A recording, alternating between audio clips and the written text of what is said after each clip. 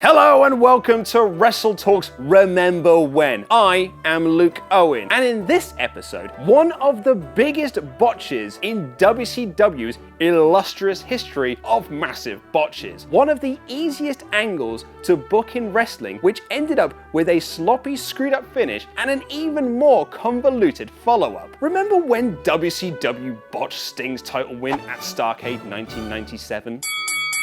Hulk Hogan, Kevin Nash, and Scott Hall's New World Order faction had been running roughshod over WCW since their inception at Bash at the Beach, squashing all in their path. In an effort to save WCW, Sting and his tag team partner Lex Luger joined forces with their rivals, the Four Horsemen, to take on NWO at Fall Brawl in a War Games match. Team WCW versus Hogan, Nash, Hall, and a mystery man.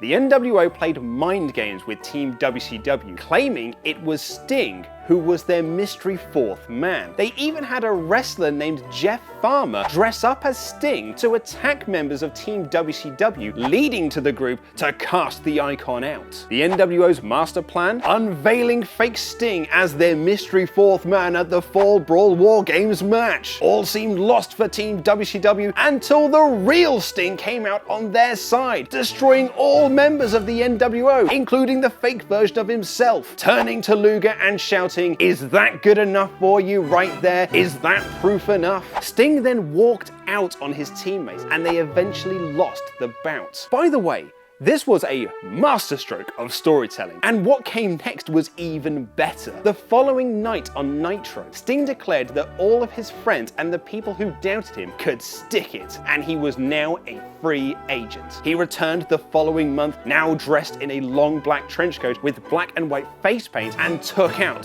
fake Sting. Impressed, the NWO offered him a place on their team, but he said they couldn't afford him, and the only thing that's for sure about Sting is that nothing's for sure. This would be the last time Sting spoke on WCW programming for over a year. Let's just think about that for a second. In an era when John Cena is fired and then shows up the following night on Raw, or Roman Reigns is tipped over in an ambulance but fights on the next pay-per-view, WCW keeping Sting, one of their best talkers and wrestlers, out of the ring and off the mic for an entire year was incredible storytelling. Sting wasn't injured, he wasn't negotiating a contract, he was simply telling a story. And remember, this is during a period when WCW was in the Monday Night War with WWF. He would just stay up in the rafters, only rarely stepping into the ring for an angle. And when he did, the crowd exploded. He was the most over babyface on the roster, and he didn't take a single bump. During this period, he became wrestling's second biggest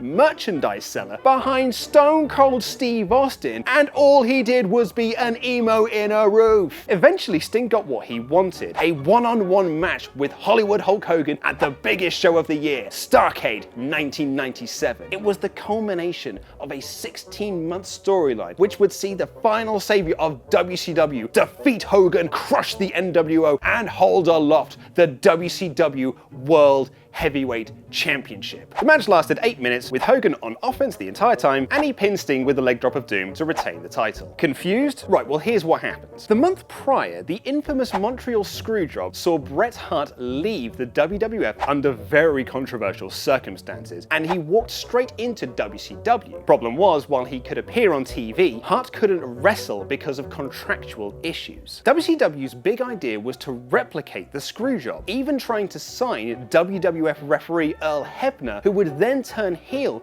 to side with the NWO, playing into the idea that ex-WWF employees stuck together in the group. A deal couldn't be reached though, so WCW official Nick Patrick got the lofty honor. Here's what was supposed to happen. Because Hogan was being booked to lose, he would get all the offense to look strong in defeat. The Hulkster would make the cover, where Nick Patrick would fast count the pin even though Sting would kick out. Cue the heroic babyface Bret Hart, who recently suffered suffered a very similar grievance at the hands of his former employer. There won't be any screw jobs on my watch, he'd promise, and then restart the match, which Sting would win with the Scorpion Deathlock submission.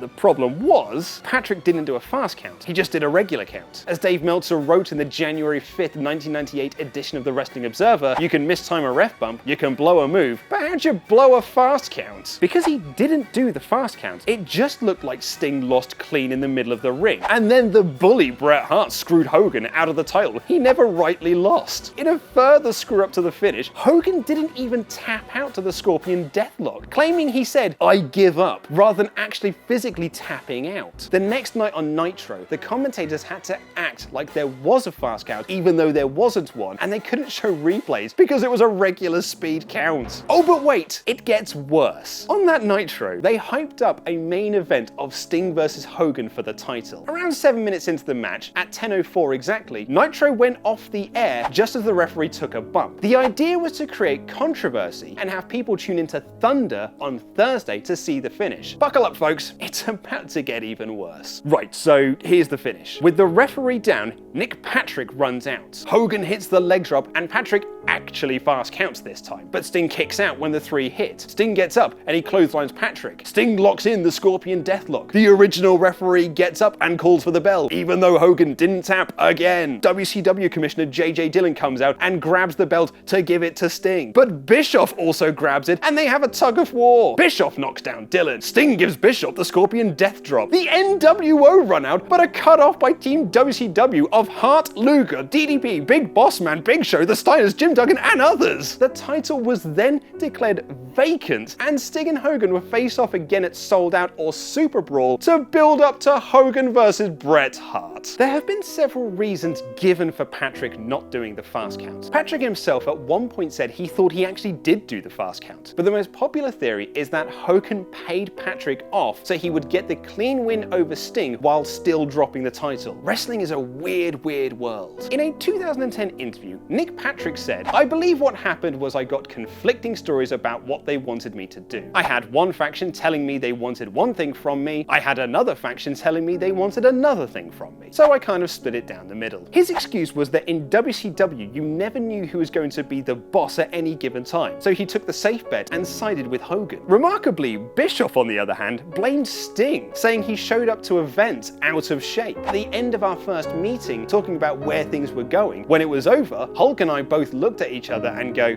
"Man, we can't go there. He didn't get ready for this. It didn't feel to us that this was a priority." Whatever the reason, it was a complete botch and a waste of 16 months of television. Sting was never the same again, and he never got over to the same level. It was also the beginning of a downturn for WCW, with the WWF gaining the advantage with the rise of Stone Cold Steve Austin, who won his first championship at the following WrestleMania. Liked this? Then why not try the current day version of Remember When? The WrestleTalk News! And check out me talking wrestling with Ollie Davis on the Wrestle Ramble. I have been Luke Owen, and that was WCW not being very good.